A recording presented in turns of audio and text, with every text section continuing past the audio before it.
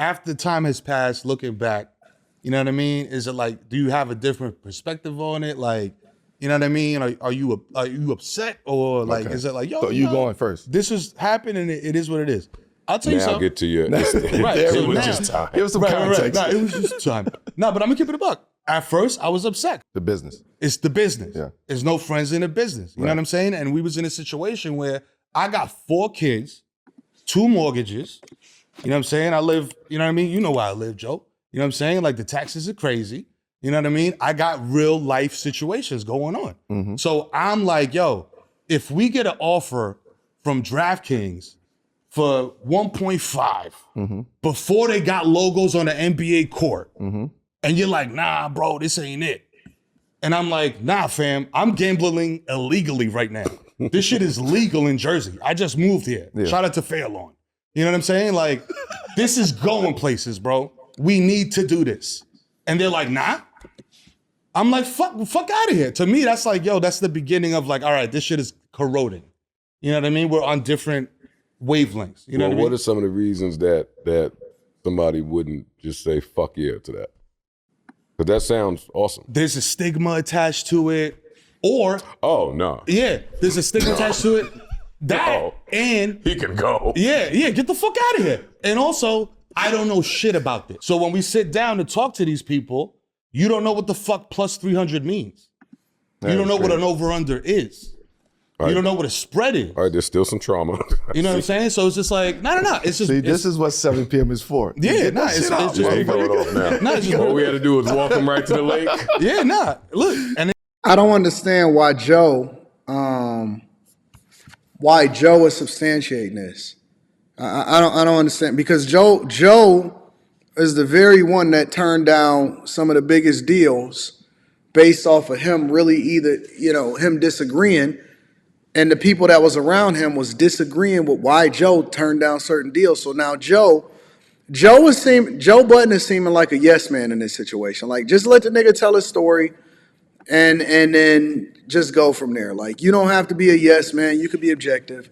It looked like Melo is being objective in this situation, but Joe Budden is over there talking shit like he wasn't a person that turned down several different deals. He vocally turned down deals himself with Spotify because he felt like he was more than what he really worth, and he was trying to compare himself with Joe Rogan, which, nigga, you know Joe Rogan. We all know that, right? You great at what you do. You phenomenal. I think you put together a phenomenal podcast. But this yes man and shit, instead of just letting the nigga tell their story, just let the nigga tell his story and get that shit out. It's real. And having 2 mortgages and 4 kids is crazy. That's crazy when you ain't all like you ain't fully stable and secure. That's crazy.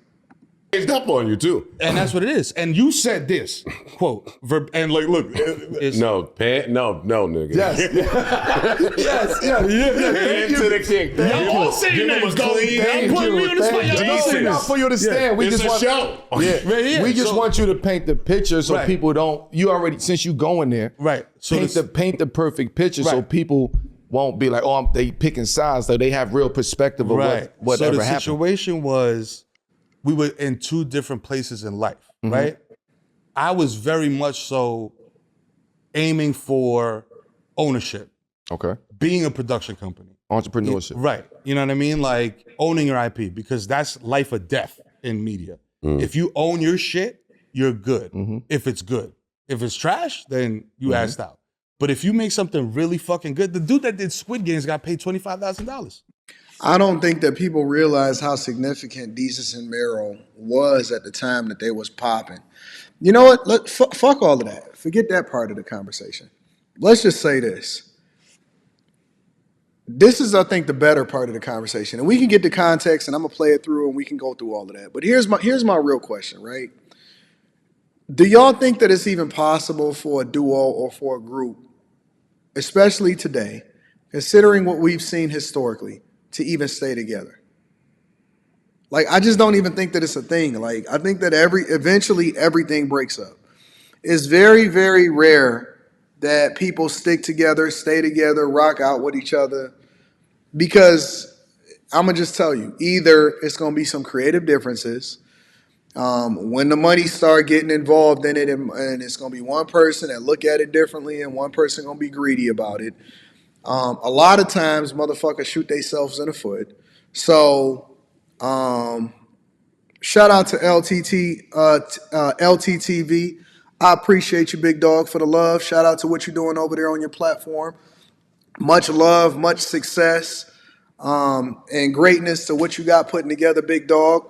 I appreciate the love, and shout out to you in celebration of all of the content creators out there that's taking care of business, running up their bag, and doing great things, man. I appreciate the love, big dog. But it seems like if you come into the business and you rocking out with people, I think that at some point, even if y'all came into it with the right intentions, it's very, very, very, very rare that motherfuckers stick together. Gilly and Wallow is some that stuck together, but I think that Gilly and Wallow possibly stuck together because Wallow is a real one. A, that's number one. And number B, And B, number two, I think that they knew each other way before they started getting together to get money with each other. You know what I'm saying? So I think that that also factors into it. So it is possible, but I think that that's probably like 1 to 2% of the people. I don't think that very rare, even rap groups, anything, it's very rare that people stick together. Very rare where people come in as equals or they got an equal stake in something and motherfuckers rock out with each other. You never see people be able to stick out with each other hardly. You can see the $1 million worth of game, but that's probably it. That's probably it. All right. That's it. Mm-hmm. And he will never see another penny from that shit ever again. You know what I mean? And that's the game. So it's just like, if you know that, you go into it with a certain approach. Mm-hmm. You know what I mean? Like, yo, I need Wally and Gillo. I need ownership. Gillo. You know what I mean? Wallow like, we developed this shit. Why do I keep saying shit that's dumb? Wallow and Gilly are related. They family in real life. And it's even hard for family to stick together. Real talk. Out the mud. So this is us. We own this. We're not selling this to nobody. The key word here is licensing. I'll license this shit to you for a term, 2 years, whatever, 1 and 1. But selling your IP, bro, selling your name. That's your soul. You know what I mean? Imagine never being able to say Stay Melo ever again because you sold it to X company. Yeah, you selling your soul. You know what I mean? So that's the type of time that I was not on. Got it. You know what I mean? And when you had a very poignant statement where you were like, it seems like they're preparing Desus for Hollywood. You know what I mean? Like that next level of like Hollywood. Mm-hmm. And I was like, and I heard that and I was just like, bro, you know what's crazy? No. Like the next level of Hollywood is the three of us, Desus, Victor, myself, sitting down with Judd Apatow and saying, yo, we're gonna do a movie, right? And then the movie gets written and he's like, I ain't really feeling this shit. When I know in the business mind is like, yo, when you do a movie with this guy, you're not just doing a movie with this guy. This dude is like a kingmaker in terms of like, you know what I mean? Like in the film industry. If you get in there, you make a banger with him, you solidify. That's what makes you get up to the next level. I said this shit to John Caramanica from the Times. That's what takes you up to the next level. If you get a little taste of that Hollywood, you get a couple rollies and shit, you know what I'm saying? Like you got you get access to things, you know what I'm saying? Like, and you good with that? That's not the type of time I was on. Not to get so in deep with it, because I don't know what the fuck happened. Yeah. Right? But do you think that a conversation could have been had by two men? Right, and that was the thing. And like really like, yo, what is your plan? Like, what do you want to accomplish? Right. I like how Melo is just staying objective. He just asking the questions and sourcing the information. He not trying to influence him to do one way or another. He not dick riding. He not co-signing none of that. He just being honest. He said, listen, I don't know what the fuck is going on.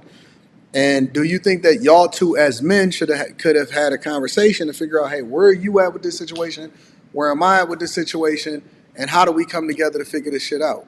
And see how we can come together and accomplish this, right? Right. In the midst of us building our shit together, You ain't gotta go nowhere. If you want to take the Hollywood route, you take the Hollywood route. But we gonna do it. Let's map it out. We're gonna do it together. Right. That's what makes a team. So was it ever a time where you had an opportunity to sit down and build on that and really build on the vision and what we're trying to build? 100%. And how was that received? It was received as like, yeah, you know what I mean? Like, let's get it.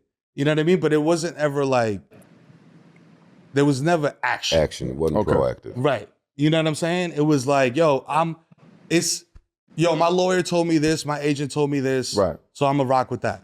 You know what I mean? Like, just take this and. So it couldn't be no conversation between two men and take Because it was like my main thing that I said was, listen, if we're gonna fail, let's fail on our own terms. Right. Let's not fail because they put a square peg in a round hole. You know what I mean? And we got a very top-heavy show when before we were doing this with no writers. On your own. You know what I mean? So it's just like, there's a way here and like going back to the whole digital, you know what I mean? You being like a pioneer in that whole space, you realize that instead of dealing with a network and the network saying, all right, listen, y'all put Tim's on the Bear, y'all put a Yankee Fitter on the Bear, now Timberland wants to sponsor the show. But they see Victor by accident. And Victor sees how much money's coming in. And then when they say to you, yo, y'all gonna do ad reads for $1,500, it's like, no, bro, y'all came in for $850. Yeah, what we talking about? What we talking about? Yeah. I need to see a lot more than that. Yeah. So the beautiful thing about digital media is I go to Corona, I go to Toyota, I go to whoever, and I'm like, yo, listen, let's do this. All right, cool, bet, boom. I'm gonna put your little logo here, I'm gonna shout you out. The car I jump out of is gonna have a little tight shot of the logo, and we good. That money comes straight to me. You know what I mean? You divvy it up with your lawyer, whatever, bang, bang, bang. But the middleman that is the network is out of there. Yeah. You know what I'm saying? And I feel like that's when I told you episode 1, I was like, I love that we doing it like this. Yeah. And we not on a network because what comes with networks is, and I know you know, a producer that has another producer that has another producer that has another producer that has another producer that doesn't know shit about what you're doing. Right. But I also told you to that, my rebuttal to that was, some guys want to go major, some guys want to take the independent route. Right. Right. And there's nothing wrong with going major. Right. And there's nothing wrong with going independent. But you gotta have the talent to go major. Right. But if you already accepting that you feel like somebody's pushing you to the major route, that's exciting. If I can go sign, like if I can Hollywood, I was on major. Fallon 7 times. Right. That shit was so great. I can go Hollywood. Shit. Hell, and this was my goal. Right. He was on Jimmy Fallon 7 times. And you know what the funniest part about it? These motherfuckers still be broke, man. Like what people's definition of success looks like a lot of times today is visibility. But the numbers don't be fucking adding up. And that's the thing. When you go major, you got to be so major and you got to run the numbers up so much that it's got to be worth it for whoever it is that's investing in you. And you then become dependent. And this is for anything, whether you in the music business or whether you're trying to, do content creation or you podcast, whatever it is that you're doing. When you start to partner with something else or somebody, you got to do numbers because the only thing that they care about is a return on investment. Ain't no more fucking, I'ma relax, I got to figure it out. I was listening to an explanation of Tekashi 6ix9ine, right? And Tekashi 6ix9ine had got a streaming deal where I guess his homeboy had got him a streaming deal and he had to do so many different streams in order to continue to keep the deal and all of that to make sure that, you know what I'm saying, the requirements for him to continue to keep the deal stay what it is. And he couldn't keep it up. Like he didn't have the enthusiasm, he didn't have the direction. And it's a lot of people that's not built for independence because you kill what you eat and you got to bank on yourself. A lot of motherfuckers can't do a show by themselves. A lot of niggas can't even, like if you look at a lot of these podcasters and no disrespect and none of that, they need somebody to bounce off of. Motherfuckers can't just cut on a camera and just cook up and do what they do. Niggas can't do what we do on a Wednesday night a lot of times and just be talking and giving you their authentic thoughts and be able to hold the audience. Niggas can't do that on a consistent basis. Niggas need guests. They got to bounce shit off. Now, if you get guests or you can do an interview or something like that here and there, that's cool. But you don't want to be dependent on that shit. But then when you become major, you then start to become interdependent on other people to produce the show for you in order to keep it relevant. And that costs money. You got to hire people. You got to do numbers. You got to go out there and chase sponsors. And it's a different ball game. It could be lucrative if you are successful at it, but it's a very, very short rope, a short leash that come with that shit. And you got to have a core audience. A lot of people just jump out there and they're like, oh, okay, well, I'm going to do this, I'm going to do that, and then, I'm going to go and secure the sponsors. Have y'all seen a lot of these different podcasters? I'll give you an example. It's a lot of podcasters out there, and it seems like they pop up overnight and then they get a deal. They get Underdog Fantasy or DraftKings is sponsoring the show and shit. And you be thinking to yourself, like, these niggas, they not even popping like that. Like, they gotta run the circuit. They gotta get Shaq on their show and pull every fucking favor that they can in order to get some relevancy. That's why I respect Kai Cenat, right? That's why I respect Aiden Ross. Even though that's not my core audience, I respect them motherfuckers because niggas coming to them. Content creators or rappers and shit, they coming to get on their platform. Now, I do know that Aiden Ross may reach out to, like, he got finessed by Playboy Cardi and shit like that. But my point is that these niggas can hold the stream or they can hold the audience, or their core audience is rolling with them regardless who the fuck is coming on the stream. People is coming on the stream to benefit off of their audience, not the other way around. They don't need the motherfuckers. Vlad, for example, I'll give you an example, another example. Vlad can't fucking do shit without people coming onto his platform. We didn't even know what Vlad looked like for a long time. And Vlad has built a great business. Vlad has built something that's awesome and phenomenal. He's created a content library where this motherfucker is creating flashbacks for shit that motherfuckers did a long time ago. And then he created a new video like it's relevant. He's doing flashback clips, right? He kind of pioneered the space. But then at the same time, you got to think about it. Unless people are jumping onto Vlad's platform, Vlad can't survive. Because Vlad he can't put on a show or produce a show for himself. He has to be interdependent on other people in order for the platform to survive. It's not shots, it's not none of that, it's just a fact. And I see some of these other platforms, they're trying to rebrand to no longer be interdependent on other people in order for them to get views or to get content, because they can't depend on these dudes and they don't know what they're going to get out of that box. They're trying to rebrand. It's a fact. They're rebranding so that they can leverage their platform because they cannot do this shit the same way that they doing it. And it's a completely different space now. So now they're trying to get their name out there. They're not trying to be relevant. And they still got to get co-hosts to rock out with it. And they got to figure it out. And so these dudes, it sounds like they wasn't on the same page.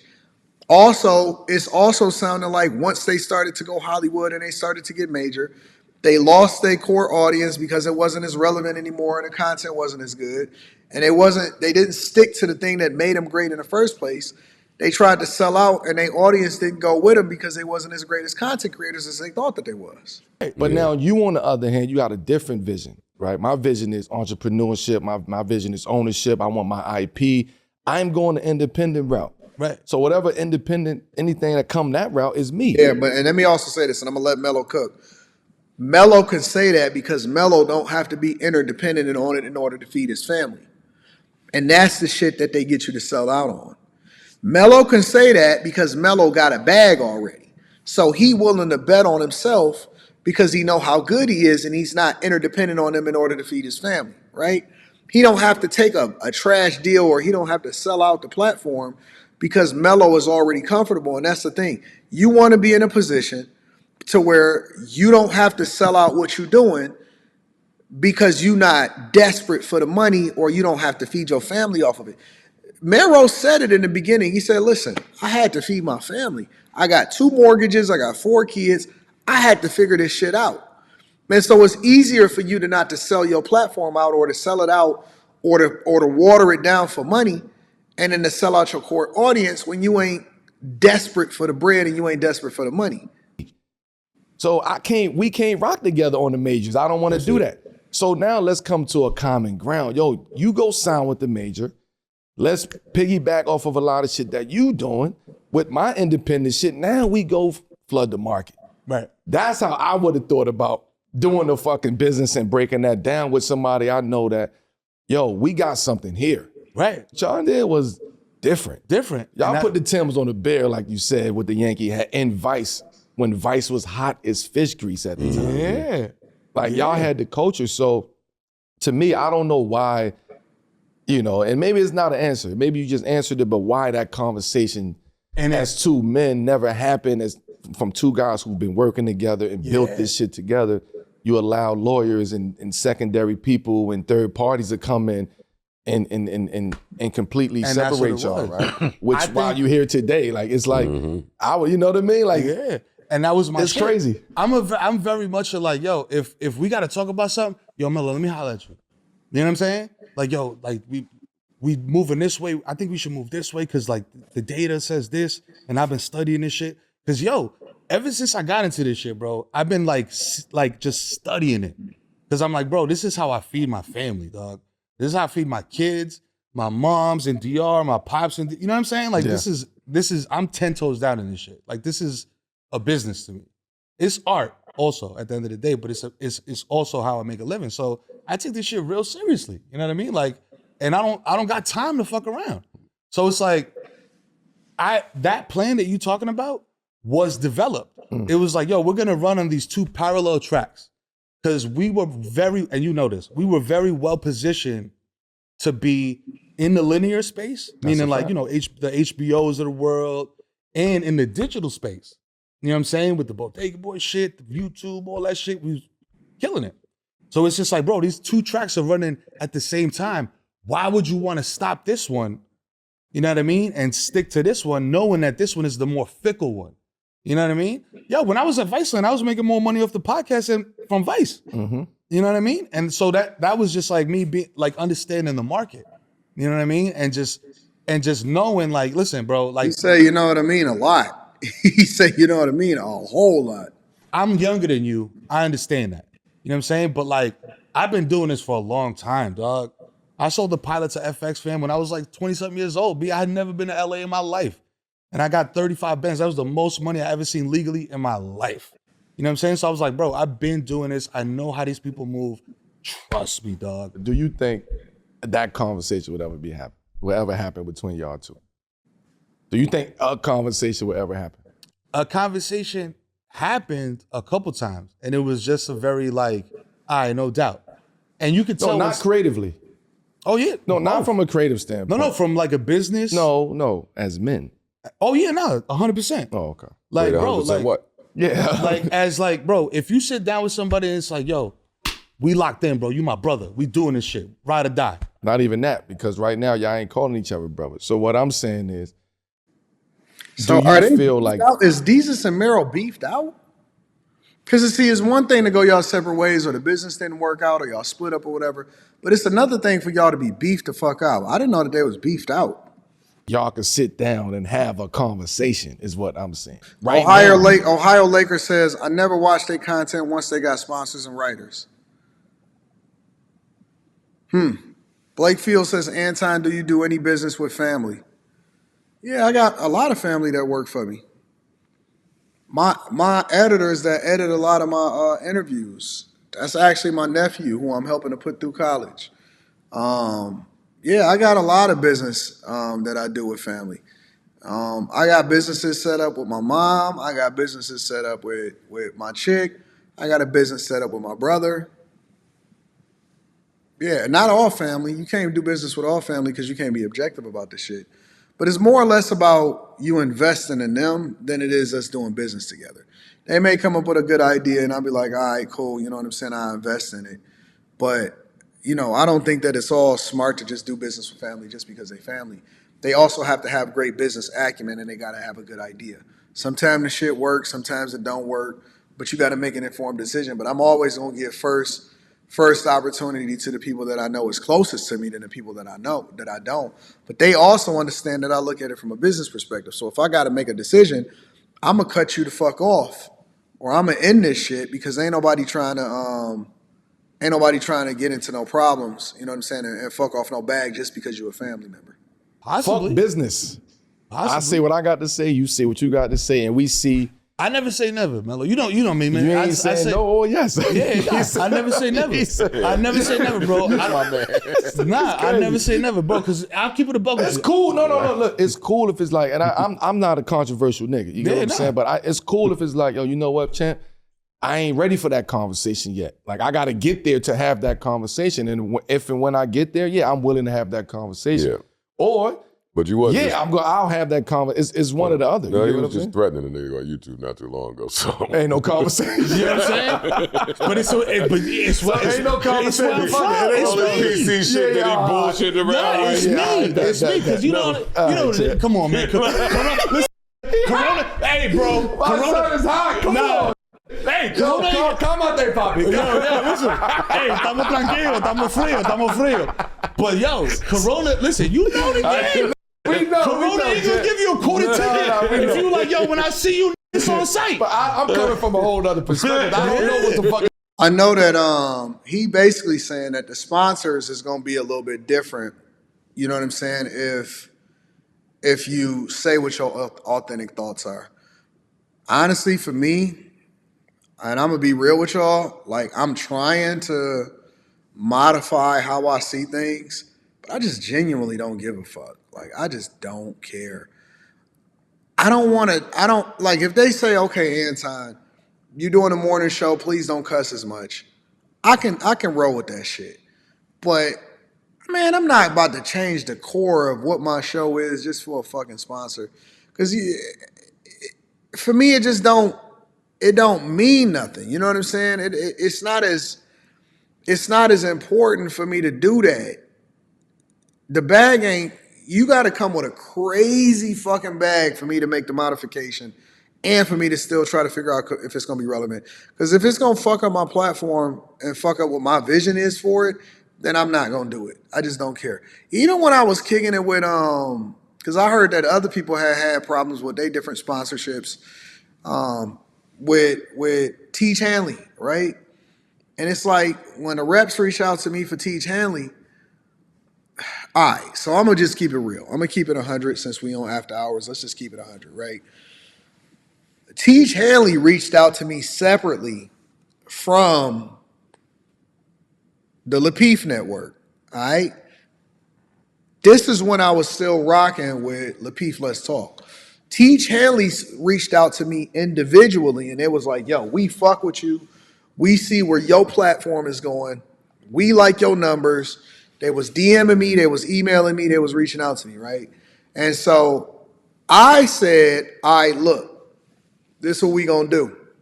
I said, look, instead of me busting down this bag individually, you know what I'm saying? Because they reaching out to me separately, because I was an all-in type dude, right? Like, we was building this shit from scratch. We was basically 50-50 partners, and we was getting it like that, right? So I was like, look, because I didn't have to say shit. I could have just got my own sponsorships. And it'd be sponsors reaching out to me even today. Like, they like, yo, we fuck with you. But we just turning them down because we don't want to get into a long-term contract, and all of them want to do at least a 1-year contract, right? And so Tej was like, yo, we fuck with you. We want to reach out to you. You know what I'm saying? We got a bag for you. So what I was like, I said, listen, I'm not doing nothing without my mans because, you know what I'm saying? Even though I got my own shit, and I'm running it up, which is separate from what it is that we doing on a Lapeef Let's Talk show, we gonna buzz down all sponsorship bags together. So if you gonna sponsor me, you got to sponsor that, and we gonna flip it up, and we gonna just split it 50-50. It don't even really matter. I don't give a fuck about the numbers. You know what I'm saying? So that's honestly what happened. Then when I went my own separate way for whatever reason, right? When I did my own thing, I don't know what the fuck kind of deal that they got. But my link and my numbers, I know for a fact, my numbers is different than what the fucking numbers is over there. I don't know what they numbers is. I'm not speculating. I'm not interested. I ain't got no beef with nobody. over there. I'm just giving you the facts on how the business was working for me, right? But part of that was I told them, I was kicking it with Tej, and I said, listen, I said, look, I'm not changing my fucking shit. Like, I'm not going to tame myself down. I'm not going to do none of that stuff. I seen it looked like y'all was having a little bit of problems. You know what I'm saying? With some other content creators that y'all was like, oh man, I don't know if it's good for the brand. I said, if y'all fucking with me, y'all got to fuck with me. So I negotiated my contract to get a crazy number. Again, I don't know what nobody else's numbers are, but I know what my numbers are, and they incredibly happy. We did a trial run. They love what the fuck happened in 2023. The number got way bigger in 2024. And I was like, listen, I'm cool. Send me that bag. I'm gonna run it up for y'all. I actually like the product that y'all got putting out. I can sell water to a well, and we gonna get this shit together. So I don't know what nobody else's deal was, but I separated my deal. I renegotiated my shit once I went my own way, and we keeping it moving. You know what I'm saying? And it even be other platforms like Manscaped and shit that be trying to get me away from it and all of that. But when I'm loyal to you, I rock with you. When I rock with you, that's just what it is. But I'm unwilling. The point that I'm making, I guess, in this situation is that I'm unwilling to change who I am in order to meet what you think a criteria should be for sponsorship. Either you fucking with me or you not.